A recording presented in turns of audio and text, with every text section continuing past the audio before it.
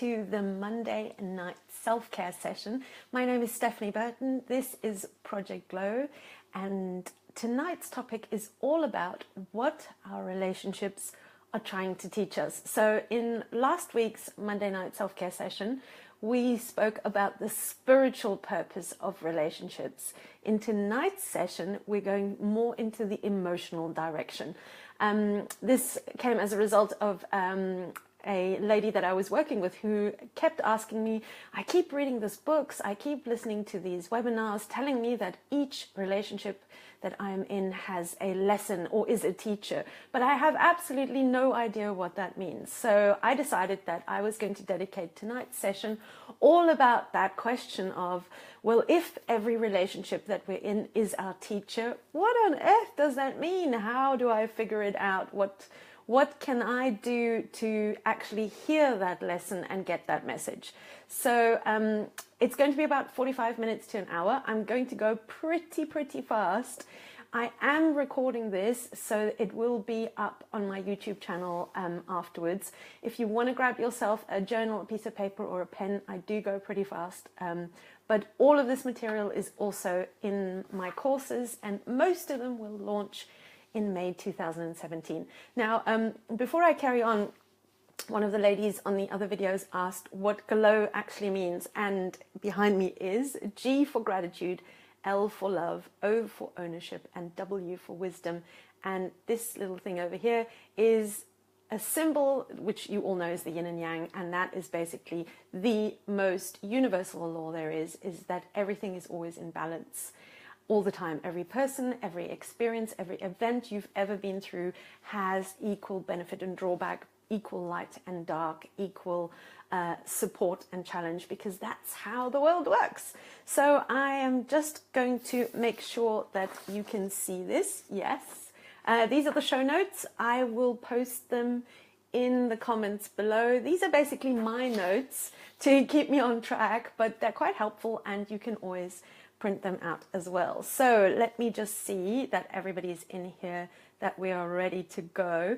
If you have any questions along the way, I can see your questions on the screen, so please ask as they pop up into your mind, because then I can address them straight away. And then also, you got to know that if you're asking it, it's relevant for everybody else as well. All right, so also, this topic is about all types of relationships. So it's not just romantic relationships, it's also business relationships, it's family relationships, all relationships are there. And if you remember from the last session last Monday, the spiritual purpose of relationship is to bring you into contact with somebody who has the same wound as you, the core wound from childhood, but has a completely different way of expressing it, and together you come with opposite strengths and weaknesses, and as a result, healing is possible only when you know how, because most people just go into relationships and go, well, you're not doing this, and the other person then gets triggered and goes, well, you're not doing this. So unless you know how, that beautiful setup that the universe has so carefully crafted just basically unravels, because there's a difference between being in a relationship from your ego perspective, and that's what most people are in, because they haven't yet connected their head with their heart. Most human beings live out of their head, and the head is pretty much ruled by your ego, and that's not a bad thing. Most of personal development is on an ego bashing crusade. Your ego is there to keep you safe, but if that's the only thing that you're operating from, then we're in a whole lot of trouble, because the ego is all about defending. It's all about protecting. And if you're not connected with your heart at the same time, your heart is that space in you that knows that everything is on track, you're always safe. When you don't have a balance between the two, then you're going to just be in the world from a perspective of ego, and that means that you're always going to be in a kind of defense position, in an attack position, and that is not a good idea for any part of life, especially not relationships. All right, let's kick off the lessons of love, what every relationship is trying to teach you.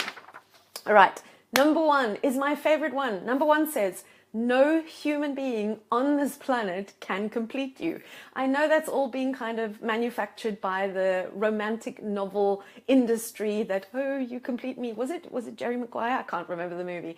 But no human being on this planet can possibly complete you. Why? Because you are complete already. But what they can do and what they're here to do is to complete your perception. Now, I can't go too much into it, but I will touch on all of these. All of this is covered in my courses. All of this is covered in individual sessions as well. So they cannot complete you as a person because you're whole already, but they are here to complete your perception. Because remember when I talked about when you point the finger, there's the I and then there's also the judgment. When you point that finger, every relationship is there to reflect back to you the bit that you think isn't there. So if you're saying you are, I don't know, lazy, then the bit that you haven't seen is that you're just as lazy, just in a different form. You are, whenever there's a judgment in your mind, and that's of course what relationships are for. They're there to lure you in with the chemistry, they're there to pull you in with the romance, but then underneath it is going to deliver you every single piece of adjustment, rebalancing and readjusting that needs to happen in your perspective. Because what happens in most of our minds, we only see the world from our point of view, from our perspective. And so our brain just kind of goes, yes, I am this and you are that. No, every human being has every single trait. And that's why we get into a relationship, for us to have the opportunity to have our perception rebalanced. So I've talked about this a lot. When there's one finger pointing at something, there's always three fingers pointed back at you. And the main thing when you are judging someone, which will happen in a relationship, let's just hammer this one out. This whole idea that when you're in the right relationship, no conflict will happen. No, that's not how it works. You may be with somebody who is very emotionally advanced, very emotional capable, very emotionally aware, very emotionally mature, and so therefore you can sort out your differences in a non-aggressive way. But most human beings have not learned that, and therefore the only mode that they have is attack. But the idea, so people say, oh, when you found the one, yeah, that's another topic I will bash. There is no such thing as the one. Every single relationship you have always been in your life is there for a purpose. And this whole idea that there's only one person out there, not only is that incredibly sad, but it's also incredibly unlikely. Or the idea that this relationship you're in now is the right one, and the one you were in before was the wrong one. Doesn't work like that. Every single relationship, doesn't matter how short or how long it was, had a purpose in your life. And when that purpose is fulfilled and that lesson is learned, then it's done. And that might be 2 days, 3 years, 30 years, who knows? But when relationships break up or dissipate or move apart or somebody moves away, that's when that interaction is finished. But that's also when something new will come in, because the universe has only so many ways to teach you what it needs to teach you. And relationships are the juiciest kind, because you're going to be pulled in by the chemistry and you're going to be pulled in by the romance, and then it's going to feed you the rebalancing that actually needs to take place in a relationship. Because the idea is the whole cauldron of relationship is that you're invested, you want to be in there, but at the same time, it's kind of like, I want to be with you, but I also want to be separate. So there's always that push and pull. But the number one thing that a relationship is trying to teach you is an awareness away from your ego that the other person, although is different than you, has all the same traits. So it's trying to get your head out of this judgment place of, I am this high horse of I am this, and then looking down and going, but you are that, and I am not what you are. That's what relationship is trying to do. It's trying to show you that every single human being on this planet has the same trait in a different and unique expression and form. And that's why I say no human being on this planet can complete you. And let me tell you, if you're in relationships out of need instead of want, you're going to create all sorts of trouble, because you cannot need a relationship in a needy kind of way. You can need it in terms of, establishing interdependence rather than codependence. That's what relationships thrive on. Interdependence, where two people have complete boundaries, have a complete self, have a whole self. And of course, that's what I teach with Project Glow, is how to fall in love with yourself first and be whole before you enter into the world and try to get all this love from the outside, which is a recipe for disaster. But this whole idea of that somebody else can complete you is just impossible. But what it does do, and what it needs to do, is that every single relationship is reflecting back to you that which you have not seen within yourself. So if you both from a positive and light perspective, if you look at somebody and you go, wow, they're so successful, they're so calm, they're so organized, okay, where are you? Calm, organized, successful. Because you will be calm, organized, and successful in the areas of your life where you have your highest values. At the same time, if you go into the dark and you go, you're nasty, you're aggressive, you're volatile, you're disorganized, then you haven't earned where you're nasty, you're aggressive, and you're volatile. That might be really quietly in your head from a passive-aggressive perspective. But the whole point of relationship, and if you only take away one thing from tonight, is that the emotional lesson in a relationship is reflection. It is to get you into a place of getting down from the high horse or out of the pit, for if you're infatuated with someone, and go, where am I like you? So that you can see, I am like you, you are like me, in our own unique and independent expression. But as I said, most people have no emotional capacity, no emotional maturity, no emotional skills, no relationship skills, and so they go into a relationship just from an ego perspective because they haven't been taught. And that's not because they're bad, because that's what the animal brain does. It's focused on safety. And so unless you're taught how to connect the head with your heart, and that is established in you, you have no other choice but to react. If people come from a lot of trauma, that's the only mode they have, is attack and defensiveness, rather than be in a co-creative union between two people, but not come at it from a place of, you're trying to get at me. I hope that makes sense.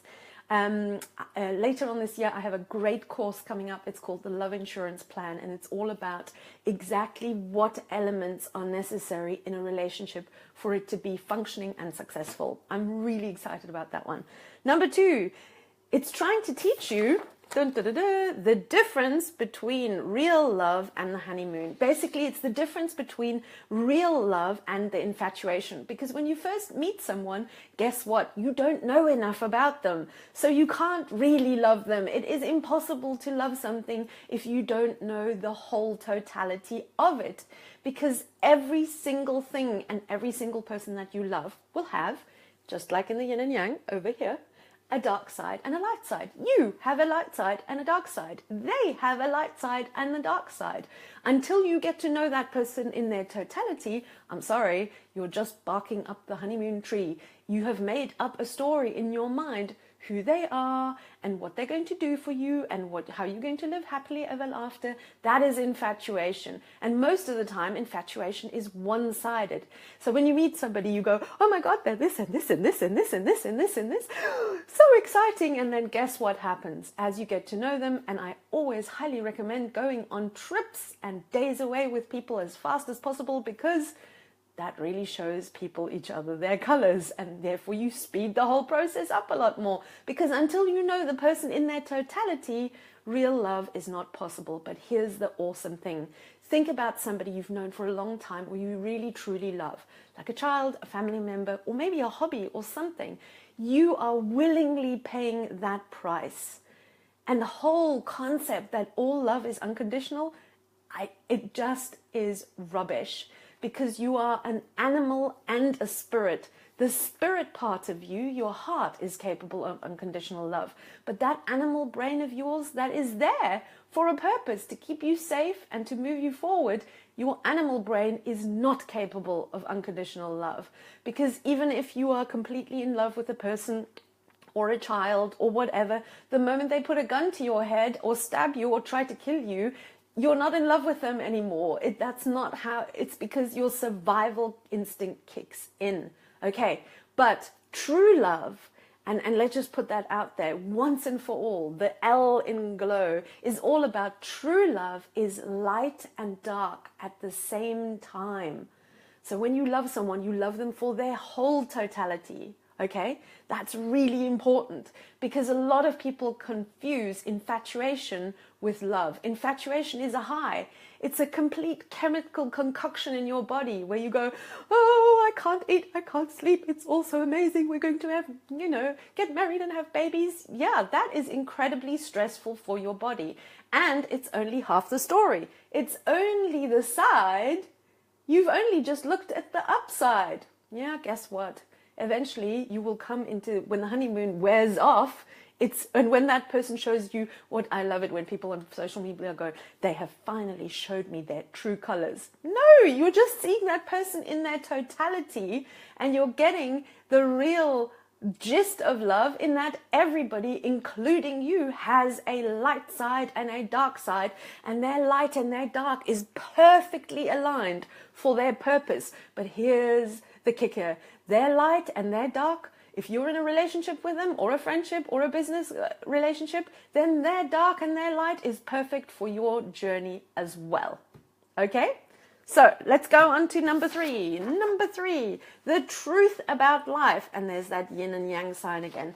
All relationships are trying to show you and trying to highlight to you the truth of life, which is this.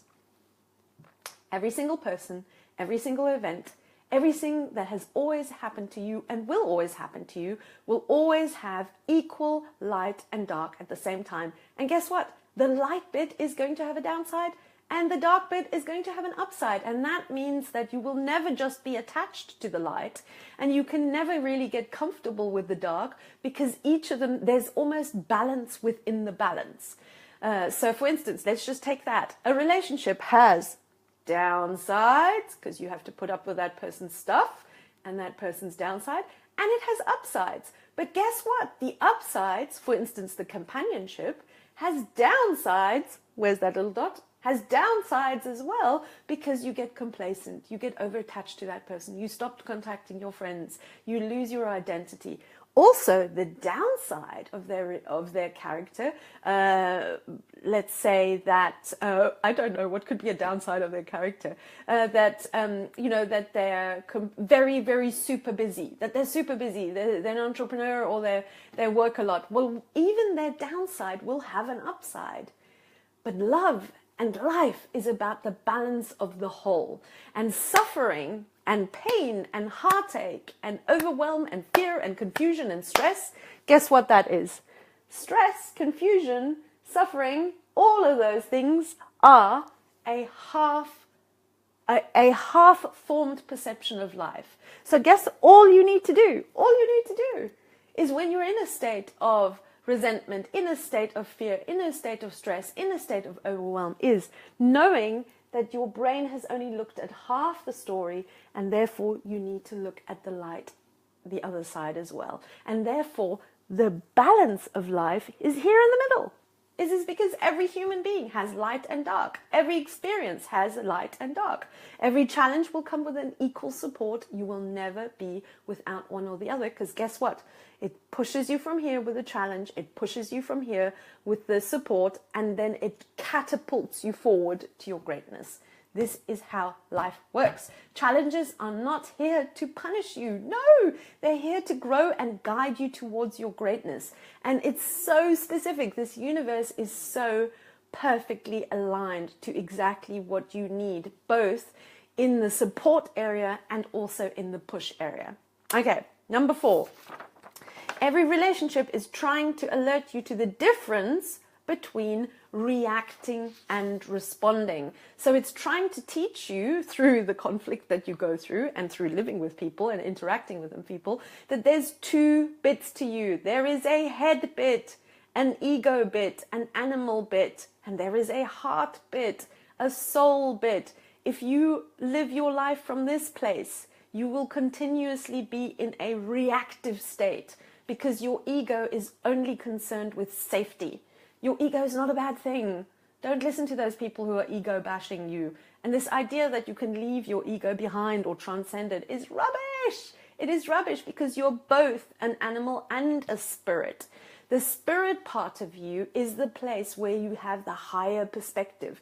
Your prefrontal cortex, which is under your forehead, is concerned with seeing the higher inside. I did a really cool video on conscious communication in relationships. If you go to my YouTube channel, you'll find it there. It's all about the owl and the crocodile. And if you react from a crocodile animal brain rather than rising into the owl, you will destroy every relationship. And that's hopefully what you will notice after relationships going wrong again and again and again, that there's two ways of interacting. There is a reaction, which is rah, rah, rah, rah, rah. I need to defend myself. I need to protect myself. And then there is a responding, which is everything is already in order. I am with you in this. We are a team. What can I learn from this? How can I see you and me are the same? So there's two ways of going about the world. One is reacting, the animal brain, and one is responding, okay? Reacting and responding. React from the ego, respond from the heart. Okay, number 5. We're going quite well. The purpose of a relationship is to teach you what connects you, what disconnects you, and what reconnects you. Because guess what? Conflict is going to happen because you have two people with two different values, with two different childhoods, with two different backgrounds, with two different ways of looking at the world. Yeah, the whole point for these two people to mesh and intertwine and interrelate with each other means that there's going to be stuff like, I don't like bananas, you do, you eat 5 a day, things like that. But it's not what happens, it's how you deal with it. And so slowly but surely in relationships, you're meant to learn along the way what connects you with people, what disconnects you with people, and what, super, super, super important, is what can you do when you have disconnected and lost the connection, what you can do to reconnect. Now, a lot of that has to do with your attachment style. There's an amazing book out there called Attached by Helen Levine. Attachment theory is all about how you relate in your relationships, which is all dependent on how you were raised and what kind of caregivers you have. There's three main types of attachment. There is the anxious attachment, which is kind of like more careful, more eggshelling, basically wants harmony, always wants to restore the harmony, wants to be close in relationship. And then there's the opposite, avoidant, which is, although they want to be in a relationship, they just want to be distance. You know, you're too close, I don't want this too much. There's a third group, which is secure, and I know, which is interesting because most people who are avoidant think they're secure, but that's because they're usually a little bit on the narcissistic spectrum. So the third section, which is secure, nobody hardly ever is. But the point is both anxious and avoidant come from the same wound. They come from exactly the same wound. But they have completely different ways of dealing with it. The anxious one wants to have text messages, wants to be connected, wants to know that everything is okay. The avoidant goes, yeah, I'll see you next week. Let's catch some space in between each other. But they are both perfectly aligned to teach each other to overcome each other's weaknesses. Because the weakness of the anxious is that it's too needy and it needs to learn from the avoidant to be more independent. But the avoidant also needs to learn from the anxious to be more attached. So you will never, ever, ever have a person who's not perfectly aligned with you. Okay, so number 5, what connects, disconnects, and reconnects you. Another great thing to look up on that segment is the 5 love languages by Gary Chapman. We all have different languages in which we express love. Some people like words. I'm a very wordy person. So if you want to show me some love, type me a nice message, send me a card. You'll see there's cards all over my house. See all of these on top here? I'm all about words. Most of the people that I've been in relationships are all about hugs and touching. I didn't know that for a really long time. And so I sat there and I go, why does nobody ever pay me a compliment? and they were just always hugging me, and I just didn't understand it. The 5 Love Languages by Gary Chapman, awesome, awesome book. There's also an online questionnaire, and you can do that with children and friends and with business partners as well. Number 6, oh, this is a controversial one. Number 6 is nobody is faithful. This is an amazing concept. Dr. Demartini talks about this all the time.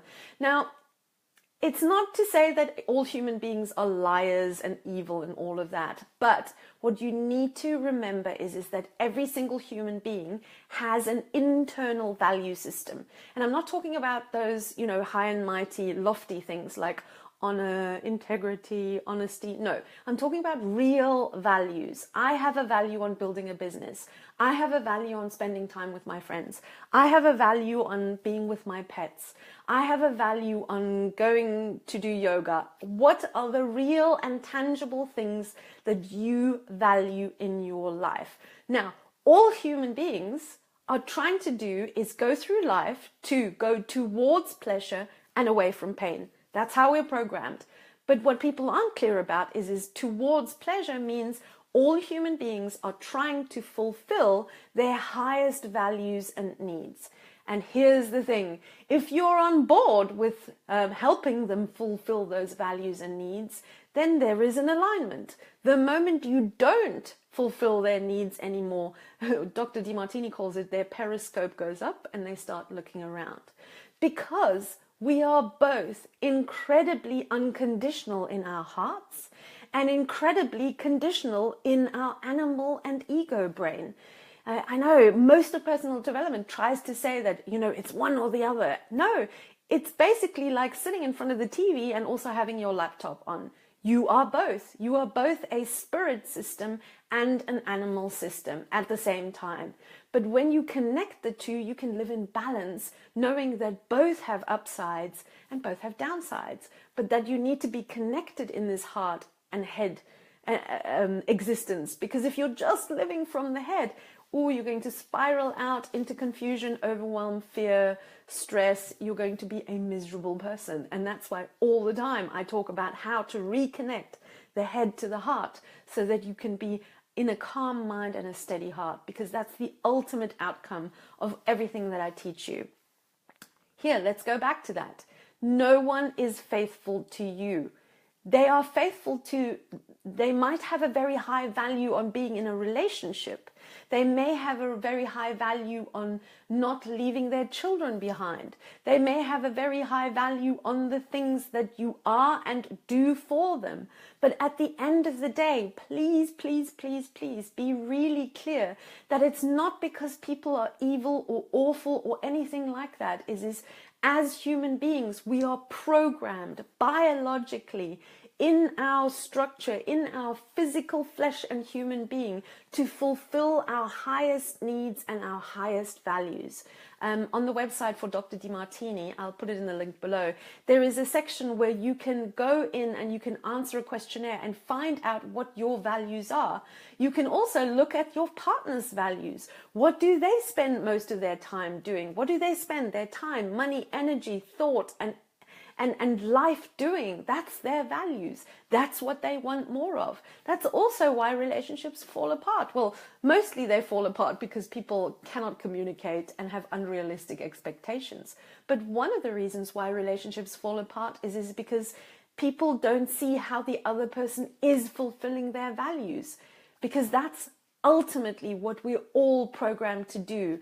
Be more of who we were designed and born to be. And therefore we are only faithful to ourselves and moving forward to the highest expression of what our soul was born to do and accomplish here. All right. Number 7. Challenges are here to grow and guide us to our greatness. And relationships are no different. You are going to have conflict in relationships. It's not that relationship comes when you're not with the right one. No, relationships have conflict because two different people have two different needs, two different value systems. When, conflict gets aggressive, when the person has no way of communicating and no emotional capacity and no emotional maturity, that's a different problem, topic.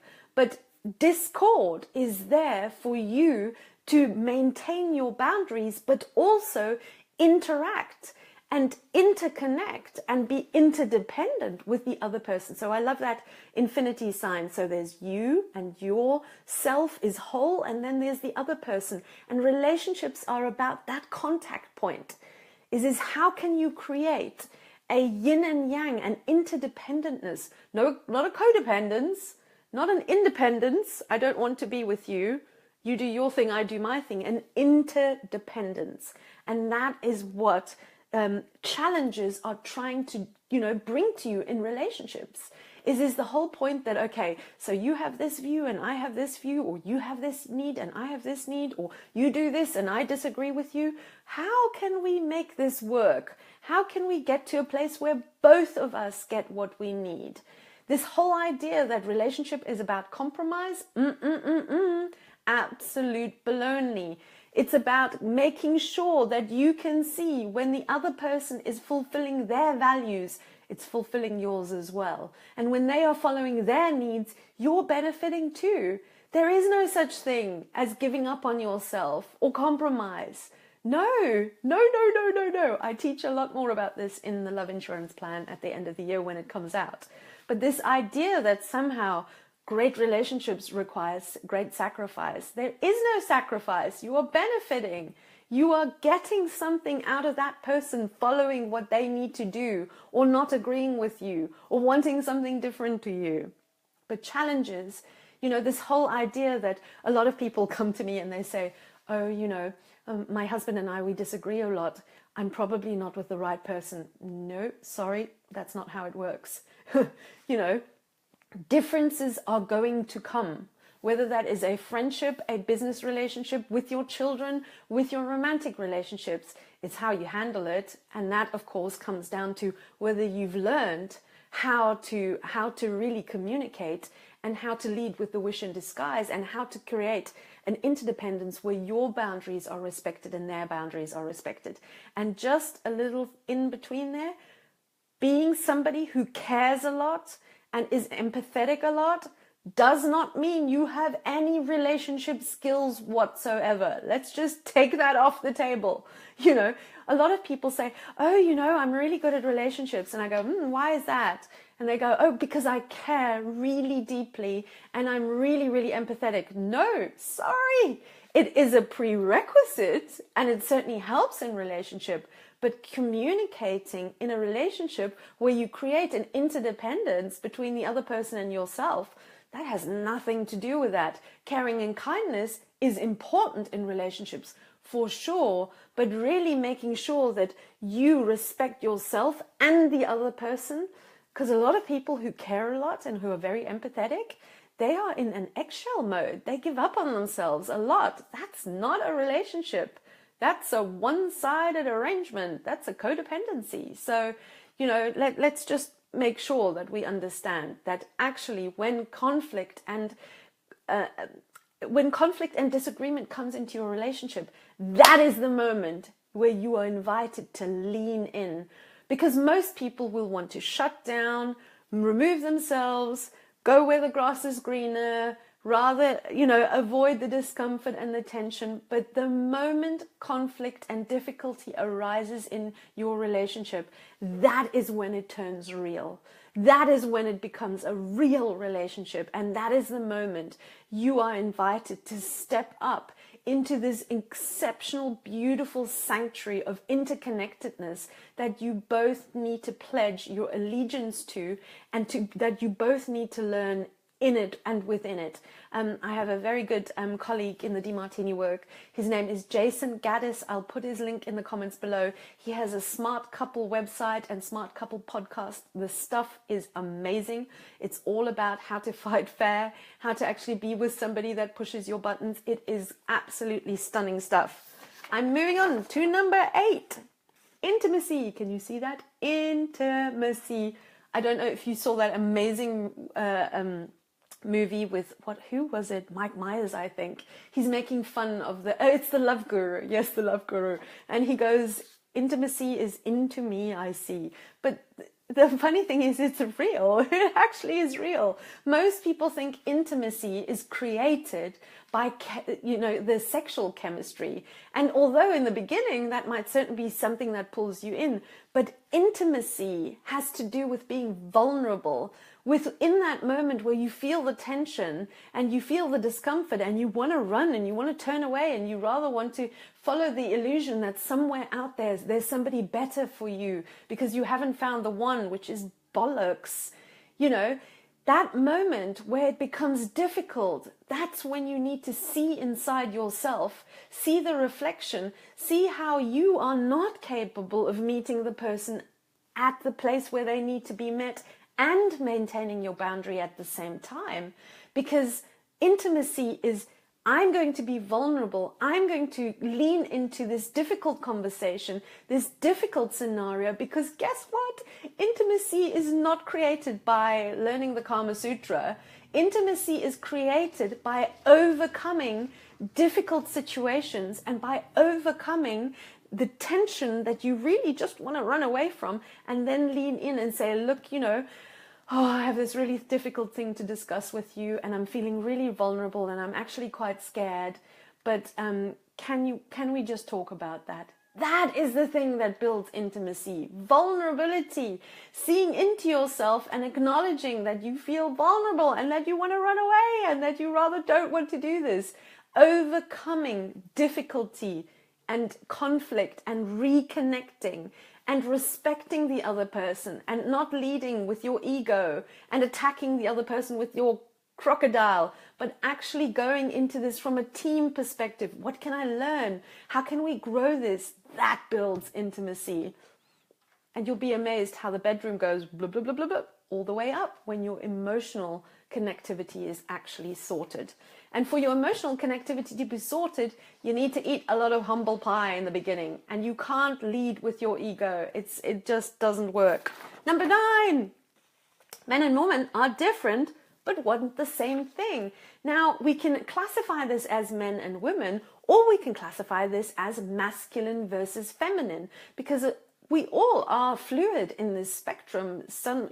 In certain parts of my life, when I'm in business, I'm more masculine in my energy. In my relationships, I'm more feminine in my energy. But masculine and feminine are necessary. Both sides are necessary. And that doesn't mean that men need to become all feminine for relationships to work. No, not at all. So the absolute guru in this department is a lady called Alison A. Armstrong. She has amazing material, absolutely amazing material.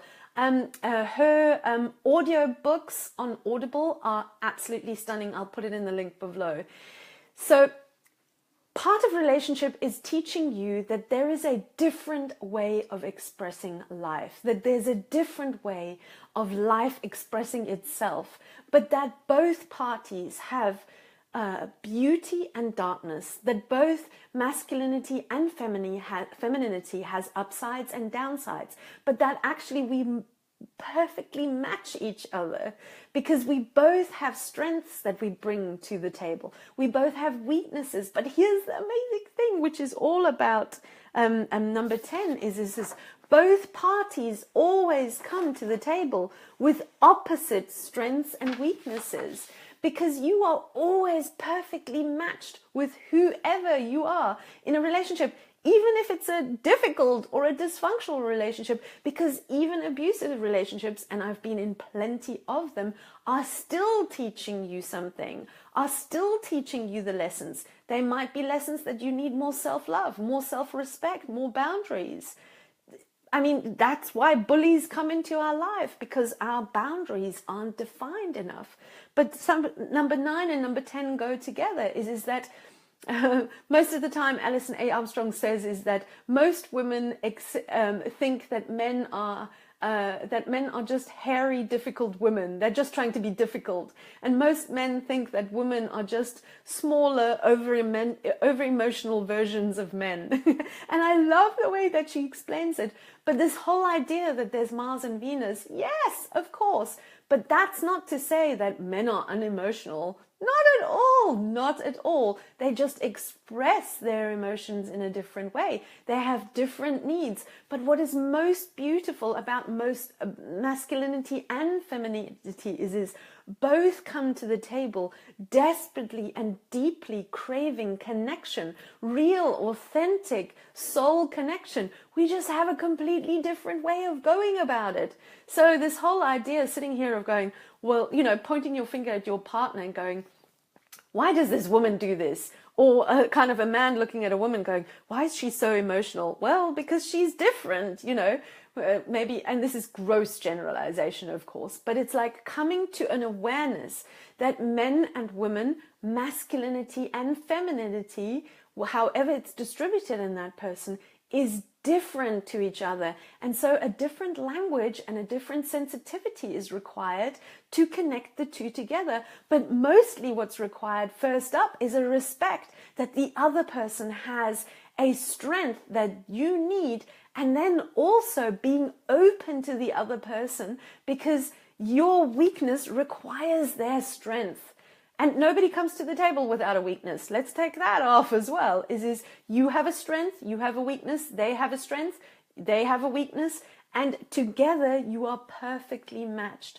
And once you have learned to interact with each other, that's when the whole thing comes easier. But that's also sometimes when the relationship has run its course and you need to move on.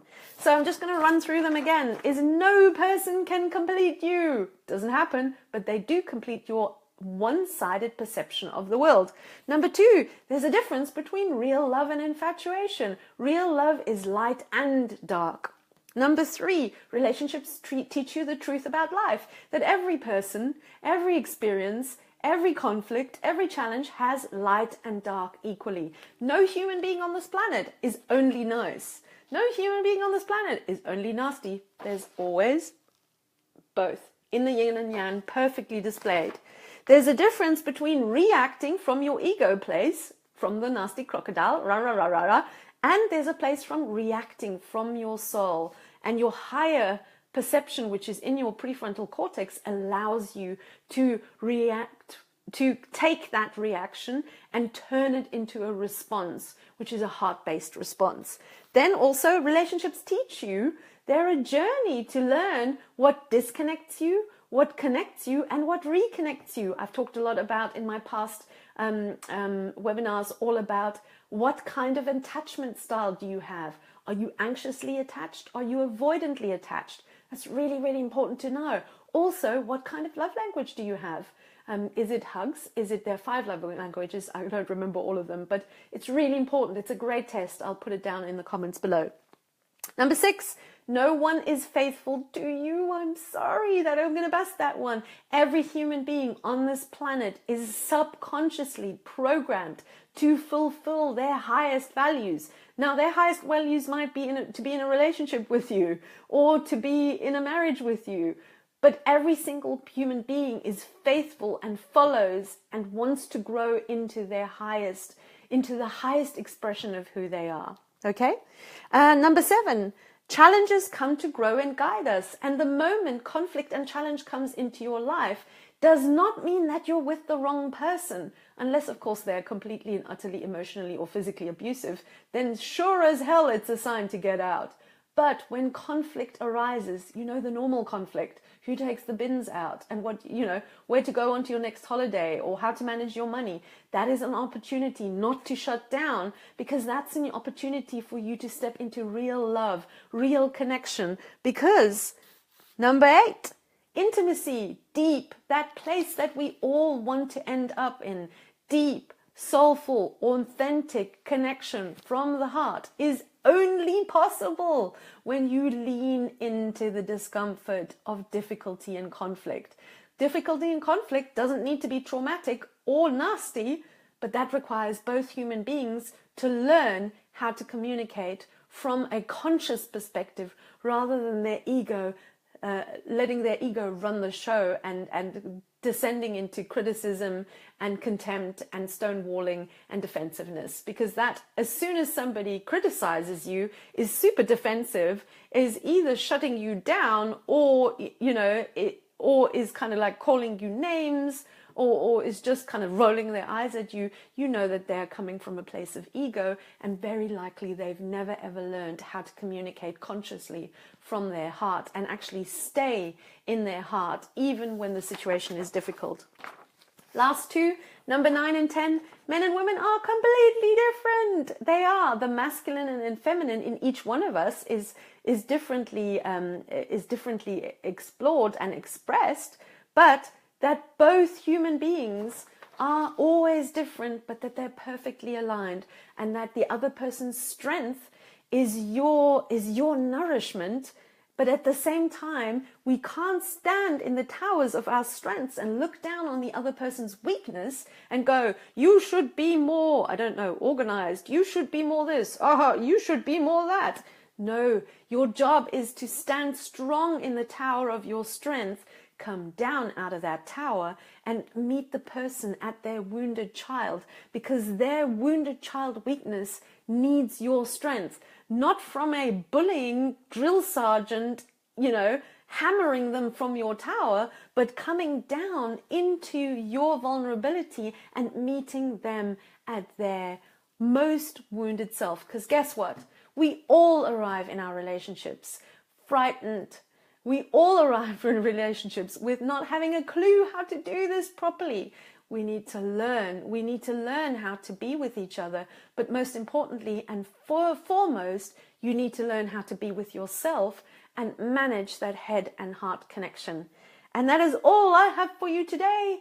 Relationships are awesome, awesome things when you know how to conduct them, how to conduct yourself, and why every single relationship, even the ones that didn't work out, even the ones that only lasted for a couple of days, they were there to give you a lesson. And I explore this more in the Facebook live that I did. It's on YouTube as well. How to find the lesson, the message, the blessing and gift in all your challenges. Go check it out. I'll put the YouTube link below.